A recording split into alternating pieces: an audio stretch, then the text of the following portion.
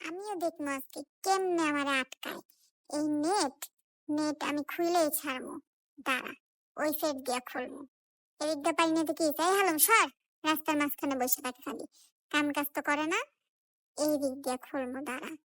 একটা না একটা জায়গা তো আছেই। না, ওই সাইড দিয়ে আবার ট্রাই করি। এদিক দিয়ে কি ফাঁকা আছে কোনো? এই হালুমের বাচ্চা, হ্যাঁ, কোনো দিক দিয়েই তো কোনো জায়গা পাইতেছি না। দাঁড়া, উপর দিয়ে দেখি তো। না, পর্দাটা সরাইতে হবে। আগে পর্দাটা ছিঁড়তে হইব। ও পর্দাটা অনেক ভেজাল করতেছে। সেই হালুমটা আবার ন্যান নাই। কিভাবে কি করা যায়? দাঁড়া, একটা প্ল্যান বানাই আগে। না, একটা লাভ দিই।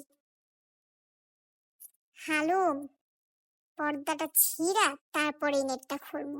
হাত দিয়ে উঠায় নি আগে, দাঁড়া। হ্যাঁ, আমারে আটকাইবো। দাঁড়া, দেখ এবার তোর পর্দার 12টা বাজায় দিতেছি। এদিক দিয়া বেরে আমি ওই দিক দিয়া যাম। ঠিক আছে আমারে? না, কোনো কিছু তো করতে পারতেছি না। এই বেয়াদব হুমেনের কাছে হাইরা গেলে তো আমার হইব না। এই তো পাইছি রাস্তা। কিরে, আবার তো সে একই জায়গায় পড়লাম। না, কিছু একটা তো করতে হইব, নেটটা তো খুলতেই হইব, তাহলে আমার মানিজ্য থাকবো না।